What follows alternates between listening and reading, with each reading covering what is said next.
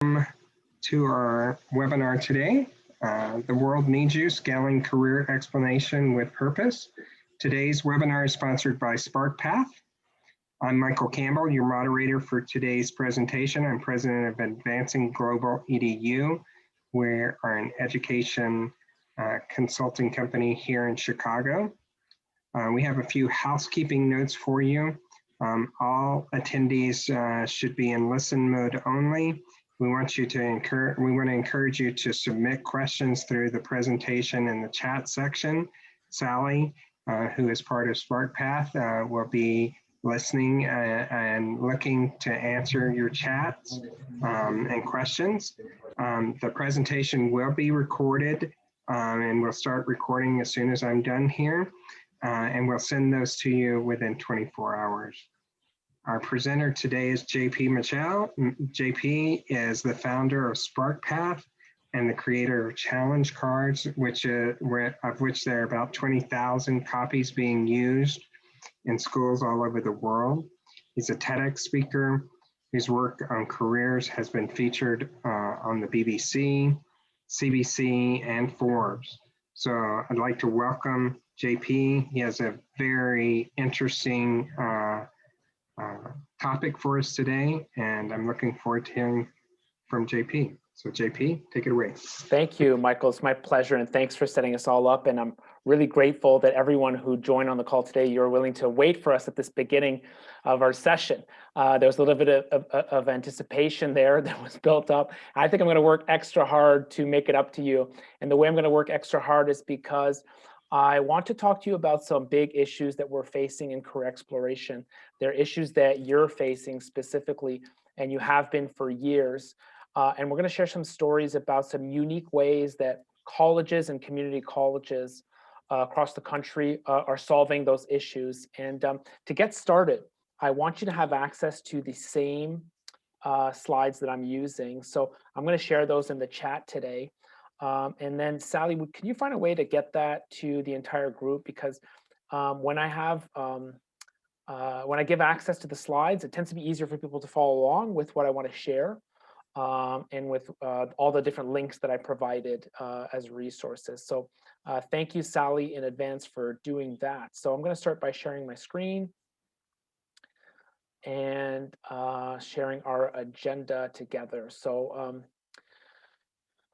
the world needs you, scaling career exploration with purpose. The name of our company is SparkPath, and we've been helping students, schools, and colleges do this for years. And we want to tell you about our approach.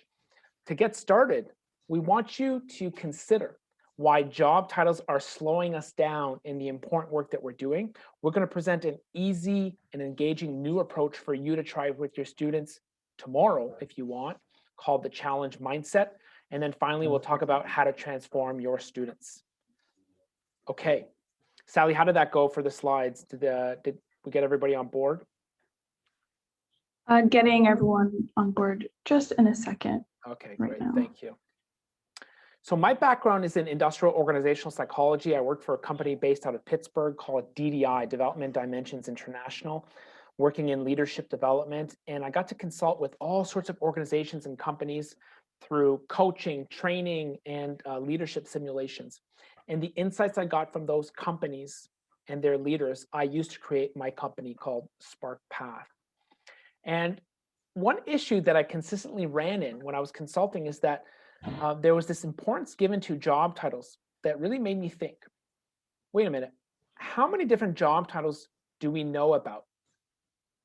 If you were to ask your students, the students that come see you for career help, do they know 10? Do they know 20, 30, 50, maybe at most? What about us as the experts? How many job titles do we know? We might know 100, 200, maybe even 500. But it causes you to think about the next question, which you might have guessed is, how many different job titles are there in the world? Are there 1,000, 5,000, 10,000?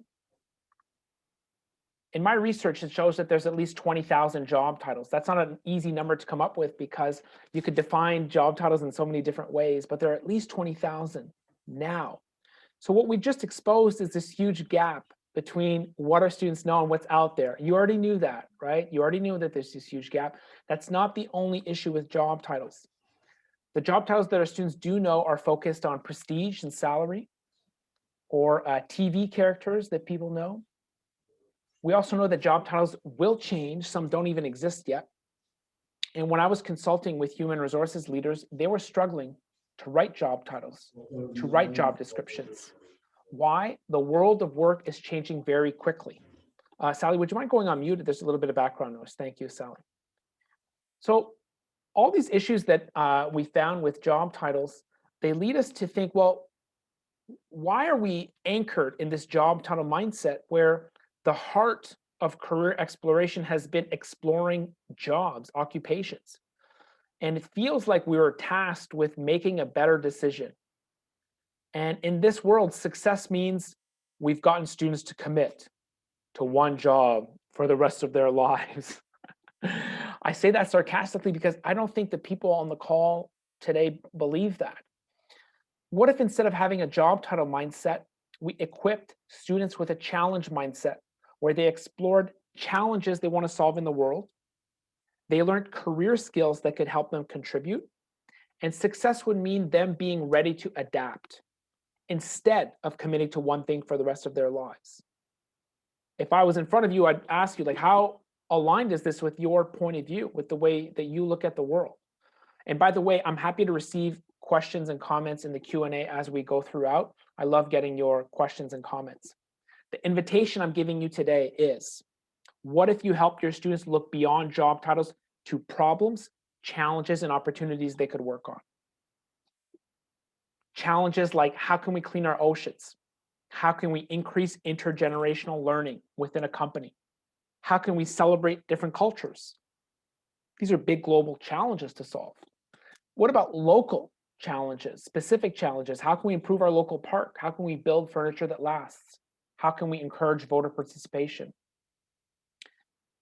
There's so many challenges to work on. Which ones are you interested in? Can I ask everyone on this call, would you rather invent new biotechnology or promote healthy living? Can you tell me actually by using the chat function? I think we've got a Q&A function. Sally, what's the best one for them to use?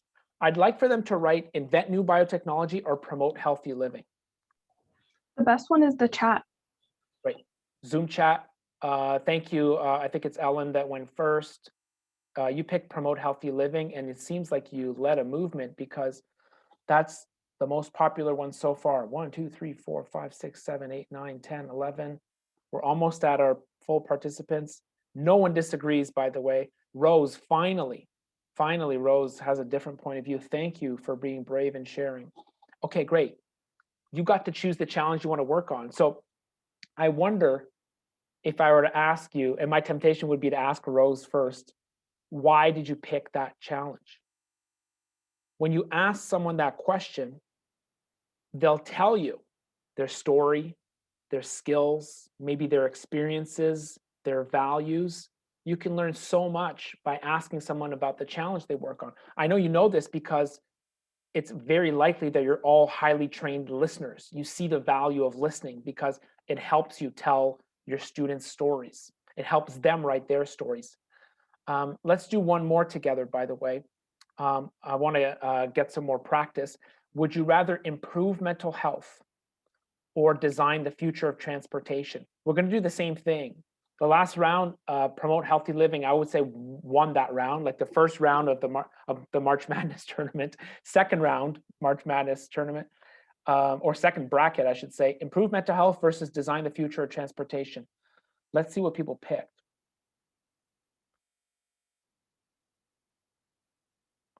Ellen, you were first. Lori, you were second. Improve mental health, very clear. Sally, you chose something different. Design future of transportation. So did Matt. Thank you, Matt.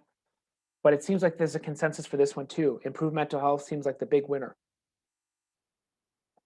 What we're doing together, by the way, is we're playing the challenge face-off game. You could play the same game in the workshops that you do, in your one-on-one appointments. If you're working in the physical classroom, if it's safe for you to do so, you can ask students to vote with their feet to go to one side of the room or the other. and to provocatively share why they chose that challenge. And you have access to my slides, so I invite you to use literally the same slides I use for this activity, because here's what will happen. Your students will learn a lot of core messages about careers. The fact that they get to choose the challenges that they want to. They'll get to learn that they get to explain and justify that change. They'll get to debate with other people about what change is more valuable to them. And when I've seen students do this, it really lights them up in a really engaging format that sets the stage for big career conversations. Here's a key message to share with them. If you don't choose the challenges you want to work on, someone else will choose for you. You might have some students that say, you know what, I don't need to visit career services. I know what I want to do. I want to be an engineer. But what will that student do in fourth year? Are they going to send their resume off to 100 different engineering companies and hope that someone hires them? That happens a lot. Well, what are the odds that those companies are aligned with that person's values, the challenges that they want to solve? What if there was a more purposeful approach for them to use to explore and to apply to jobs? That's what I want to propose to you today. It's a huge contrast to the way we've traditionally done things. If you can imagine, out of the K-12 systems, most of your students have been asked, listen, tell me your favorite class, right? They've been asked, what's your favorite class? And if they say math, they might have been told you should study accounting so that you can become an accountant and work for a firm of accountants, right? They have this very linear way of looking at the world. This one's simple. But that accountant, maybe when they're 25 or 30, they really reflect on, well, what's the challenge I'm working on? Maybe they help companies pay as little amount of tax as possible. And maybe they love that, maybe they hate it. We all know someone who got there, right, to the end of the process and said, you know what, this is really not for me. What if we flip the model? Help our students explore inspiring challenges first. Which companies are working on that? Which companies come to our campus? Which companies in our city, in our state? Who are the people that work there? What jobs do they have? And what did they have to learn to be able to do that? Some of you don't just do careers work. You work with disengaged students who have no idea why they're in college. This message about purpose shows them that you're in college to learn something important that will help you contribute to a challenge that you care about. It's a very engaging message. I want to give you an example with Anna to bring this whole thing to life, and then I'm going to pause and see what comments you've got to this. So Anna was a student that I worked with when I was living in Pittsburgh. She was a confused high school student, had no idea what she wanted to do, but she was really stuck in this job title mindset that we described earlier because she thought she needed to pick one thing, right? So I said, Anna, forget that. Find a challenge you want to solve in the world. And to help her do that, I gave her a copy of a magazine called The Economist, just at random, right? I said, pick your favorite article in this magazine. And she picked a green-colored algae, green-colored water. And it's because of the algae that it's green. And this algae was being used to clean polluted waterways because of an oil spill, which is a great challenge to solve. And Anna got to pick it. So then we used the challenge mindset to work backwards. Which company is developing the algae? Oh, Hypertrophic. They're owned by Algal Scientific. We're doing online research right now. We're Googling. Then we're on LinkedIn. We're finding out, well, who works there? Who works there? What jobs do they have? What did they have to learn to be able to do that? Material science and engineering. Wow. So many of them had studied that, but Anna and I had never heard about this degree before. Even on your campuses, like how many degrees are offered? It's hard now with all the possibilities to be aware of what's going on. But we use the challenge mindset to get here. And Anna started exploring. She said, well, what are the opportunities for me in engineering? What are the opportunities for women in engineering? And she loved what she saw, and that's what she picked ultimately. This is a picture of Anna. She chose to go to Penn State to study materials science and engineering. And in the short term, it helped her make that decision, a better decision about what she wanted to study based on the labor market, right? That was a real problem in the labor market she found. But more importantly, long term, she is now systematically looking for challenges, problems, and opportunities to solve. This short intervention, the short interventions that we do with students can have an impact over their lives. And that's what it did with Anna, because now she'll always be looking for great challenges to solve. Now, she chose to keep going in her studies. She's now doing her PhD at Stanford in materials science and engineering. And think about the implications of like choosing a research topic. What's her thesis going to be on? Which companies will she intern with? Which job does she want to get? They're all linked with the challenge mindset. So this system, this approach is already being used in all sorts of schools. The University of Cincinnati did a study explaining their approach in NACE, those of you who follow NACE, and I've got the link of this article in the slide if you want to check it out, but they described it as the missing link to career selection, this idea of finding challenges. And you can read about their research and their results in that specific articles. Now, let's make this concrete. You know the students that you help. You know the issues that they bring to you, what they're struggling with. How would this challenge mindset help the students that you work with? I'd love for you to think about that for 30 seconds. If you're willing to share your reflections with us in the chat, I'd invite that because you might give your insights to other people who are trying to think this through for themselves. And if you want, you can write it for yourself. That's up to you as well. But I'd love for one or two volunteers to share their results through the chat. So I'm going to give you a moment to do that right now.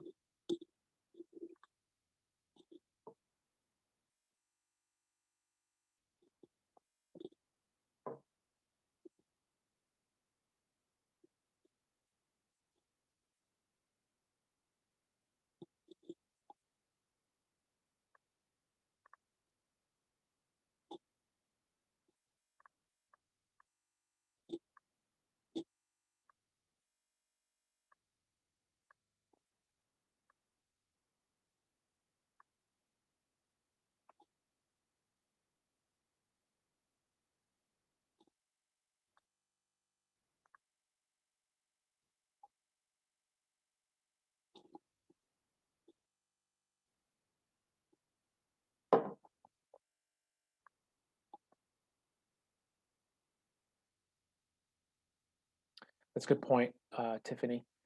So Tiffany shares, I work at a community college. Often students tell me that they want to take the basics, in quotation marks. I just want to take the basics while I decide on a major career. They can waste time and money with this approach. And this brings up an issue of like depth and breadth in your studies, right? Some people are taking a very specific program that leads to a specific job outcome, while other people are taking something with a broader implication, with broader possibilities. In both cases, there's some purpose. That could be purpose behind what you're learning. This will help you contribute to a challenge that you care about. Tiffany, I don't know about you, but a lot of the students that are stalling with me that don't know, they're afraid of making a commitment. They're afraid of making a commitment for the rest of their lives to one job title. I do not blame them for that. Their whole lives, they've been asked, what do you want to be when you grow up? And they heard, oh, I need to pick one job title for the rest of my life. So of course they might want to delay that for a little bit. But if you ask them to make a hypothesis, they don't have to commit to one challenge, to working on one challenge for the rest of their life, but make a hypothesis. I'm interested in this challenge. I want to explore further. What can I learn that will help me with that? That adds more purpose, even if they're taking the basics or taking something more specific in both ways. Thanks for bringing that up because I really don't think you're the only one that's got that issue. I'm going to go with Matt's comment next. The challenge mindset helps students identify their values as they explain why they choose the challenge that they did. And those stated values can be used as selection criteria to help students identify careers. I like that. It does has a value component. Because the challenges that are out there are labor market information. They're labor market information because this is a problem that exists in the market, in the world, in society, and a company exists to solve it. But because they get to choose and they have an opinion about it, they're aligning their values with something in the labor market. So that's great that you made that link, Matt. Thank you. Rose, I agree with the skill-based approach. Our students would benefit because they sometimes do not have even a job title or the industry that they want. They may want to get any degree. However, they know that what they're passionate about. Many choices are forced choices for financial aid. Right, that makes sense. In the case where they do know what they want to do, they have a passion about an area, a skill, a topic. Like let's say someone says, oh, I'm passionate about biology. In that case, you might help them find, well, what are some great biology challenges to solve right now? Right? And for them, that might be, well, listen, there are huge advances in research in biotech right now. Let me go find out what are the top 10 trends in biotech. That's something they can Google. Maybe that they know that the microbiome, like the gut bacteria you have, is so important to our body's immune system functioning that some people are calling it the second brain. And combine that with the advance in nanotechnology, the fact that small robots and chips are costing so little today that maybe one day you'll have a small chip tracking the quality of your microbiome. So maybe someone's going to study different courses that's going to help them understand both of those things. I wanted to give you a bit of a futurist perspective, but something that's happening right now. So that's one example. I'm going to go, I've got 2 or 3 more comments here. Kim says, my non-traditional community college students have to balance real life living wage. How do they solve a challenge and earn a wage to live? The challenges that I'm going to give you I'm going to give you examples of specific challenges today to work on. Some of them were aspirational in nature, like I just showed you, but some of them are very concrete, tangible. Some challenges people are paid very well to contribute to, and some there aren't. Any job that you're working in contributes to a challenge that you're trying to solve. Some of them are paid well, some of them aren't. And I would encourage those students who have a target salary in mind, which is everyone has a target salary in mind, but you need to keep that into consideration. Working on this challenge for a company that I've already defined in this specific type of job, what kind of wage would that earn me? Because it has to meet people's needs. Kim, I'll give you a practical example. Sometimes students choose a challenge of creating better medicine. Who creates better medicine? If you ask your students, they're likely to tell you, oh, that's a biologist or that's a chemist. And they're right in a sense. Clearly, that person has a role. But having worked with pharmaceutical companies, I also know that there is a project manager keeping everyone on task following the deadline. There is a finance person that got the budget approved for the drug development. They may be the most important person technically on the project. There's someone who orders equipment for the lab. There's someone who cleans the lab. There's someone who's designing the graphic logo. So it takes an interdisciplinary approach to address these challenges. And again, some of those jobs are better paying than others. And I think students should know at the outset, how much can I contribute and how will I be paid? Next comment, career decision is anxiety producing for a young adult because there is always some level of uncertainty. Every decision is a step in the unknown, which helps to explain their stall. It's good to be empathetic to where they're coming from. And your comment, Matt, adds to our understanding of that. I like the chaos theory of careers that tries to explain this, as the fact that they're going to need to be adaptable and deal with that uncertainty directly. So we've talked theoretically about this idea of the challenge mindset, and I'd like to make it very practical for you to use this because so many other colleges are doing exactly that. So our company SparkPath developed a tool called the Challenge Cards. Challenge Cards is very simple. It's a deck of cards that helps young people sort through exciting challenges to solve. I launched this at the National Career Development Association conference in 2017. This was in Orlando, Florida. I had 30 decks. I sold out. People bought them. And since 2017, my life changed. I was a career coach, like some of you on the call might be. And then I became this, I guess, an author of the challenge cards because I had to find a way to get them to as many people as possible. Because it's really my mission that we start looking above, beyond job titles. So now there's 20,000 decks of cards in use all around the world. And now we've got more digital users than we do a physical card sold. We just surpassed that. So we have a digital tool that's very simple in nature that just shows students inspiring challenges to work on. And they get to pick the ones that they want to work on. And then we have recommendations about next steps where they can explore. So here's the result. The colleges that are using this tool, the digital challenge cards, they ask students to do this before, during, or after their career interventions, whether it's one-on-one, group, event-based, workshop format. And then the students transform so that when they see their career coach, their career counselor, their career service advisor, whoever they're seeing, they can do so much more work together. You're not starting from scratch with a student that says, I have no idea what I want to do. you start with a student that says, I want to work on these 3 big problems. And that makes a world of a difference to these schools, because one of their goals is scaling career exploration on campus. It's hard to do that if you're meeting students daily who have no idea what they want to do. So that helps you go above that. So I'm going to show you this tool, how it works. And I'm actually going to offer to for you to participate in a draw. I'm going to give away 1 month of access to our digital challenge cards. If you want to participate in that draw, I'm going to have a link at the end for you to participate. So we're giving that away as a thank you for coming today. I know you took a risk. You said, is this going to be worth my time? I want to make it worth your time. So that's my thank you for today.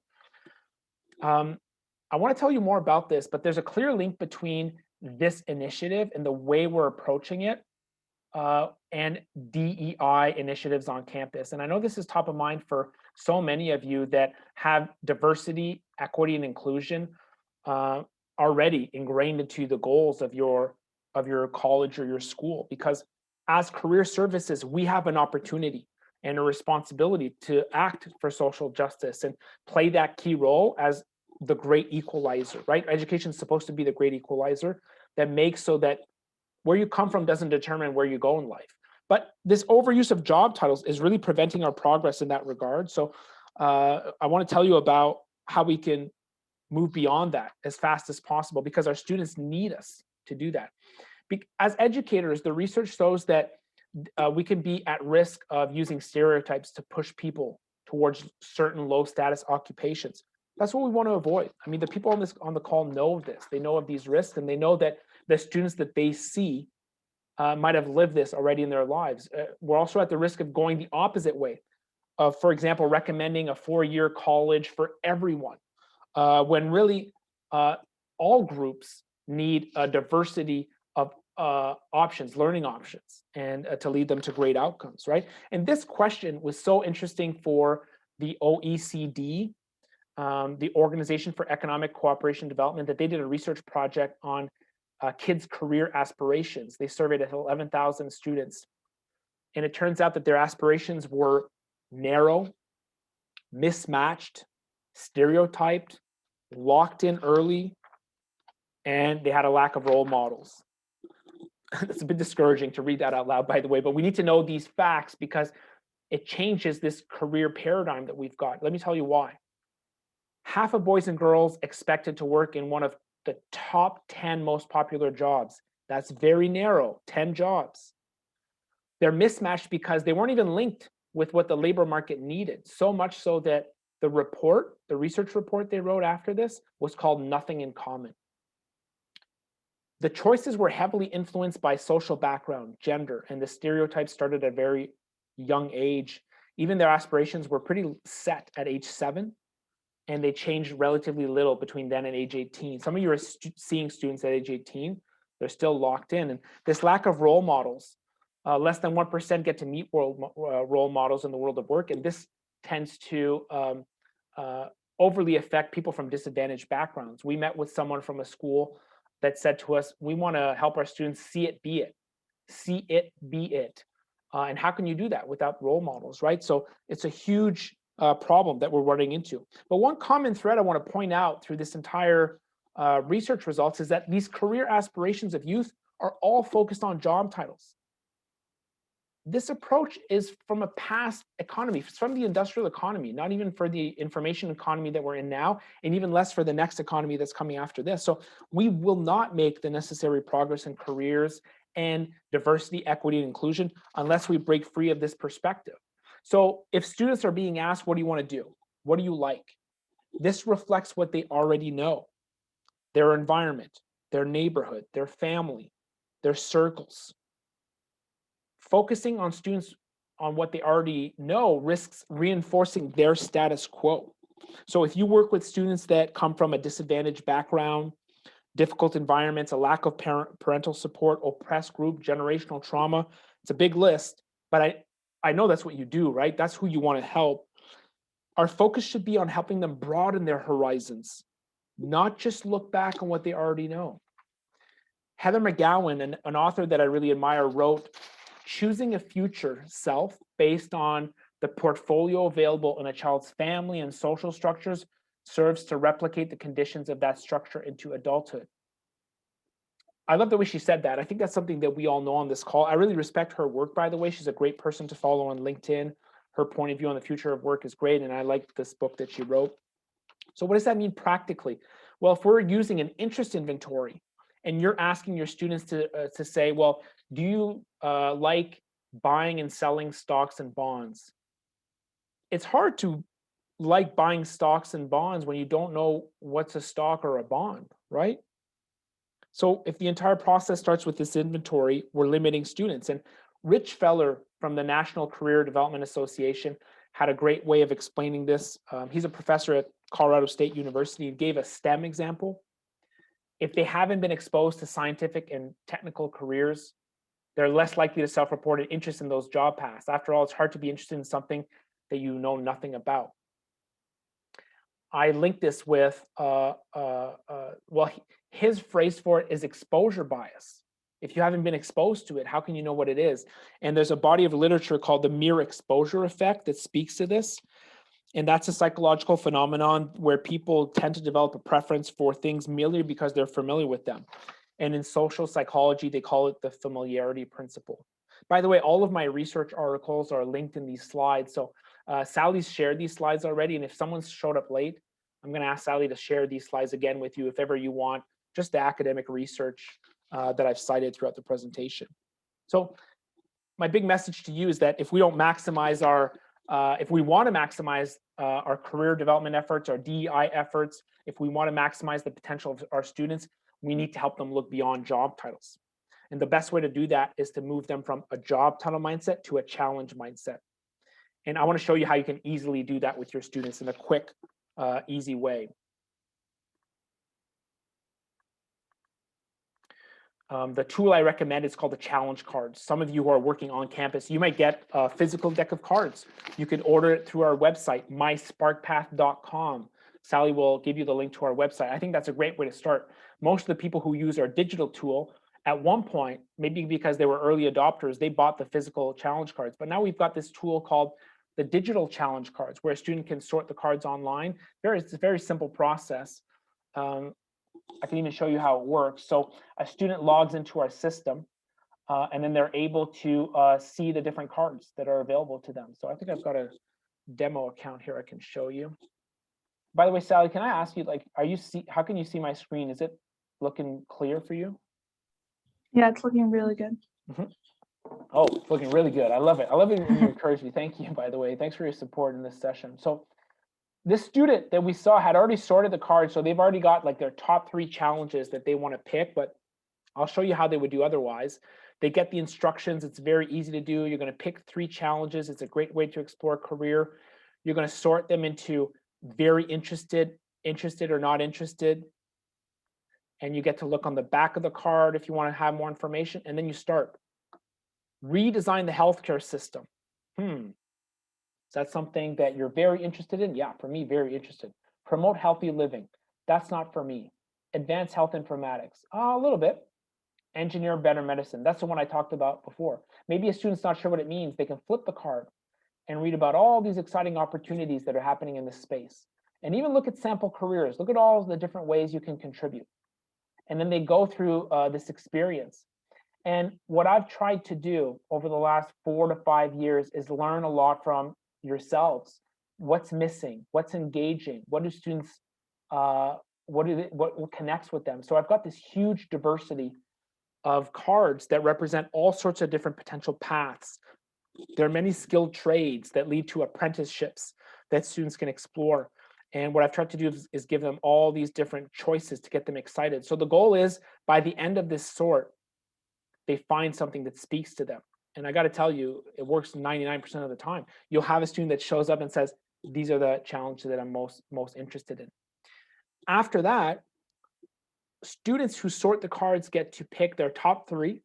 They get their own challenge profile, which you have access to as well. You might want to take a look at their challenge profile before you meet with them with your one-on-one session. You might ask them to read their challenge profile during a workshop, after a workshop, before a workshop. And in the challenge profile, they simply learn, like, here's the challenges that you pick. Here's what's on the back of the card.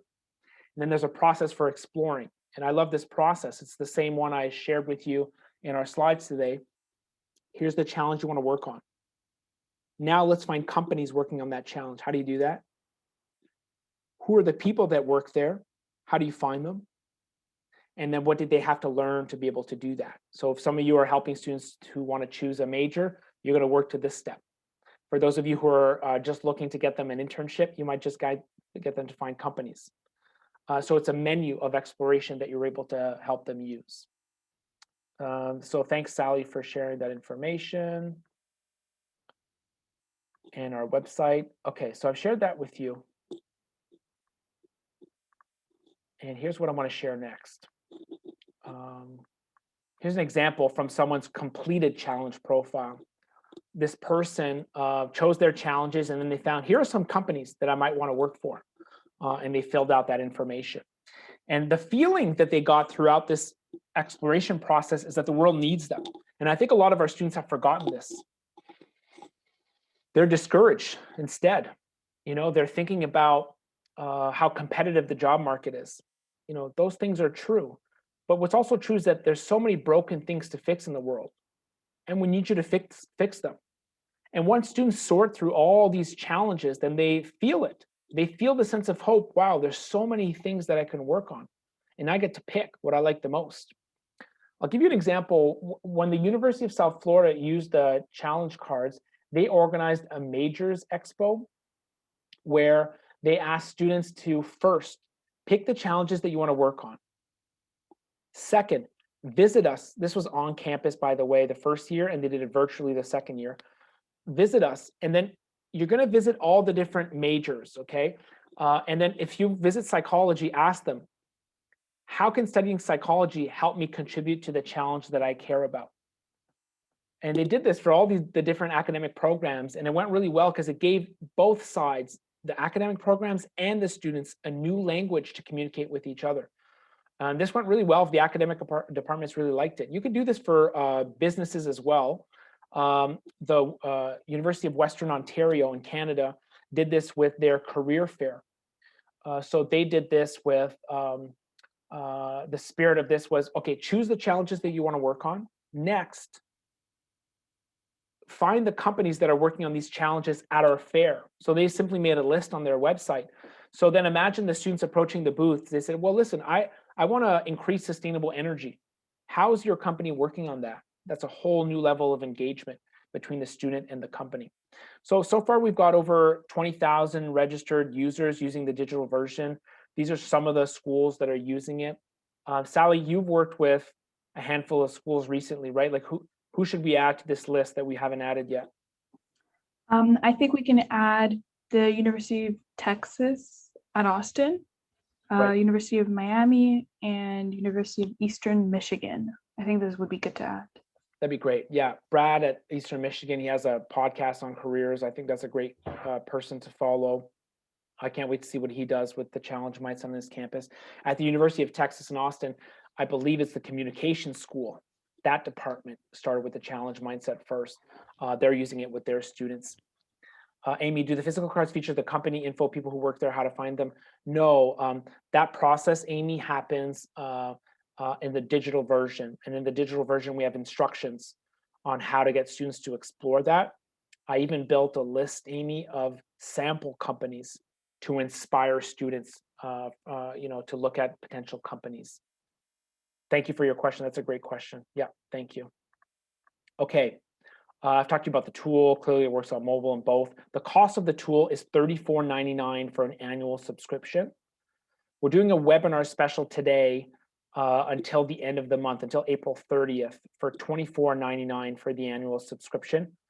And the best way to do that is to book a call. Sally's helped a lot of schools do this, and she's on the call right now. So if you wanted to do that, you could book a call with our team using our Calendly function. It's really easy to do. Sally, would you mind putting that link in the chat in case someone doesn't have access to the slides? Thanks. And we're a little bit busier than usual today. We did another keynote presentation at a conference this morning. So if you don't get your preferred time slot, thank you for your patience. You can even email us, email myself or Sally. We'll put our email addresses in the chat. Just say, listen, it just didn't work for our schedules, and we'll do the best that we can to accommodate you. I also wanted to say thank you just for showing up. So we're doing a draw to enter a chance to win a free month of use for the digital challenge cards. I've seen people do this to just get their whole career services team on board and excited about this. So that could be something you could do if you won the free month of digital challenge cards. So I think Sally's probably sent you both of those links. Thank you for doing that. That's great. Okay. So this is the same link. I want to hear your feedback about this webinar. I do presentations like this all the time. I'd love your comments, what you like the most about what I said, what you like the least. I'm very open and I listen to everything. I read all the comments that people have to say.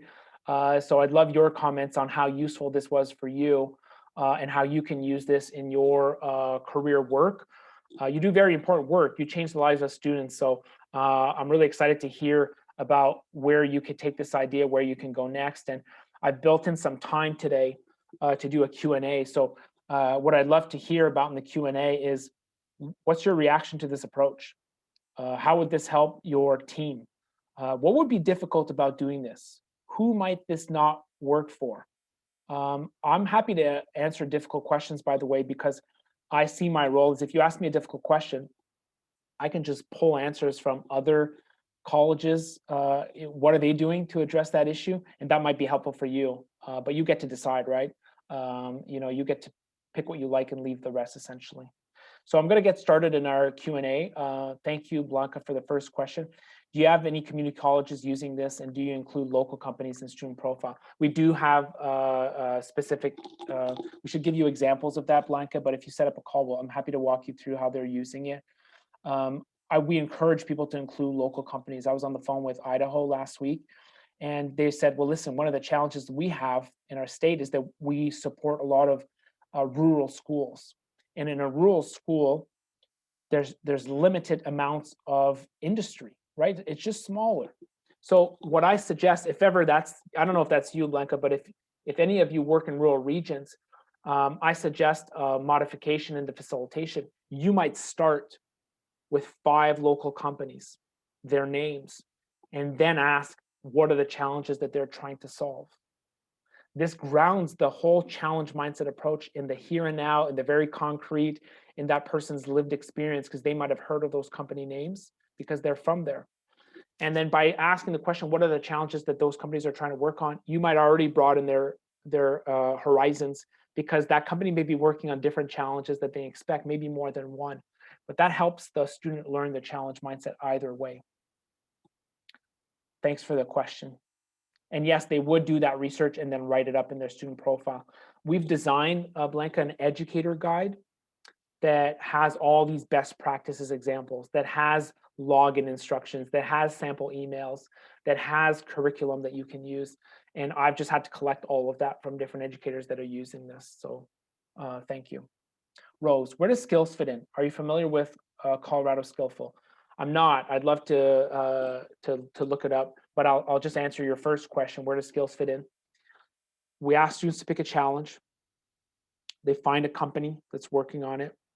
They look at the people who work there. Once they look at the people who work there, they identify knowledge and skills that person had to acquire to be able to contribute.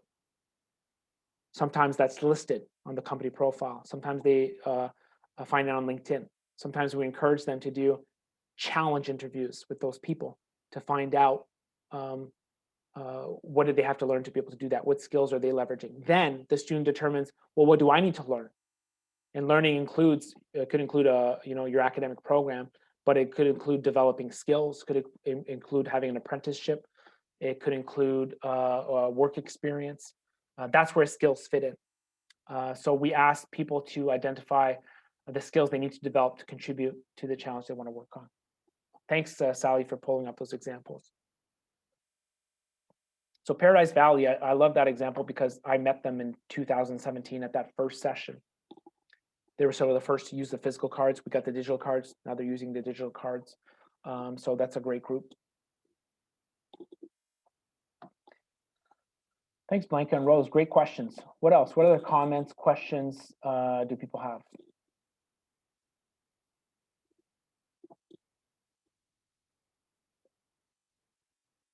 Okay, well, let me turn to Sally. Sally, you could speak to all sorts of different schools. You are going to get to meet people on the call. What's your favorite part of getting to meet all these? I'm putting you on the spot, for fun. What's your favorite part of meeting all these wonderful folks? What's it like for you to do the work that you do? Would you mind sharing?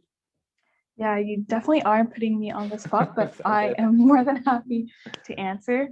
I think my favorite part is learning about how they are empowering their students.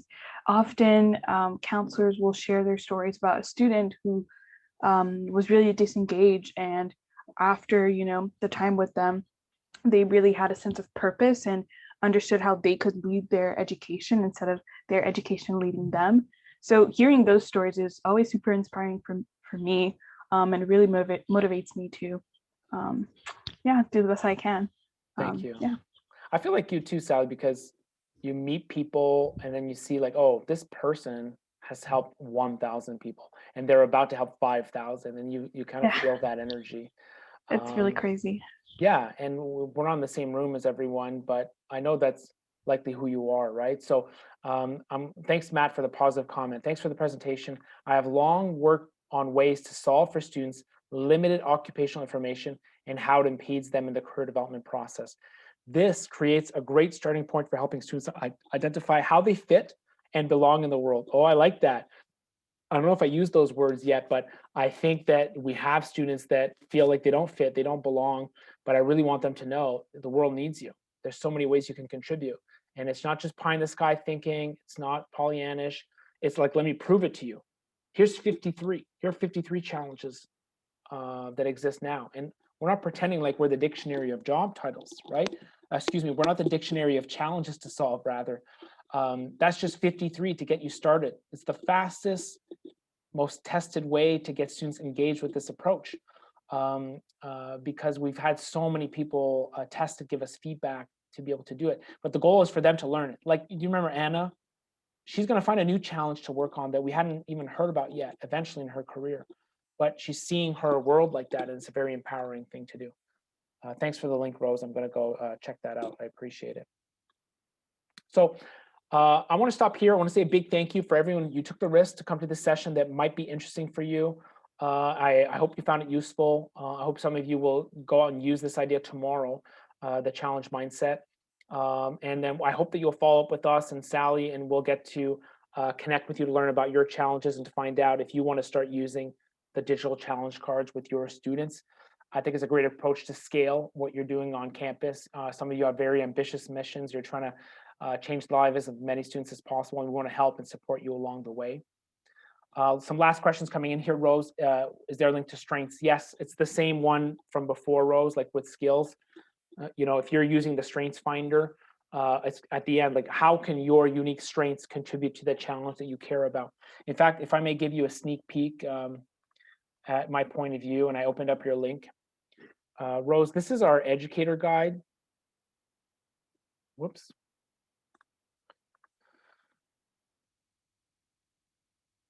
This is the educator guide that we developed to support all the colleges that we help with all their needs around planning, curriculum implementation, just to get them started as quickly as possible. I know this, thanks for your patience, just gonna take me 30 seconds to get here. But to me, the most important part of this activity is the reflection activities. So that's what I'm showing you on my screen. It might be a little small for you, but we're gonna ask students like, well, why did you pick that challenge card? What difference do you make in the world when it comes to this challenge? How do you want to solve it? What skill or strengths do you have that could help with this challenge? And that's a powerful question. That's the one that made me think of the question that you just asked, by the way. I'm going to put it in the chat as well. So that's the one I use, Rose. What skill or strength do you have that can contribute? And it's really empowering for students to answer that, because it's a leading question, by the way, right? It's leading them to say that they have a strength, which is a good thing. George, great process to get students the guidance, but ensuring the imaginative pieces are still in place. Very nice. Thank you. There is a part with imagination, yet it's concrete at the same time. So I want to say a big thank you to Michael Campbell from Advancing Global Education for setting this up. Michael's been giving us such great support for a long time. So thank you, Michael, for doing that. Thank you, Sally, for joining And I can't wait to meet all of you who will be there. So yes, thanks, Rose. And thank you, Sonia, for being here. And Sally, would you just mind just sort of as a reshare some of the links that you shared, notably one for the feedback for this session. It's the same link for feedback that is the same one for you to enter into the draw to win a free month of digital access to the challenge cards. So a big thank you once again. Thank you, Michael. Yes, thank you, JP. And I'll work with Sally on making sure that when we send the archive link out for this great presentation, that we'll have the slide link as well as a link to get some feedback also. So we want to make sure that everybody gets a link so that they can see what great work you're doing at SparkPath. Thank you. All we do is we support others doing great work. So I can't wait to meet some new people today that are going to do that. So thanks, everybody. Have a great rest of your day and a great rest of your evening. Take care. Bye-bye. Bye.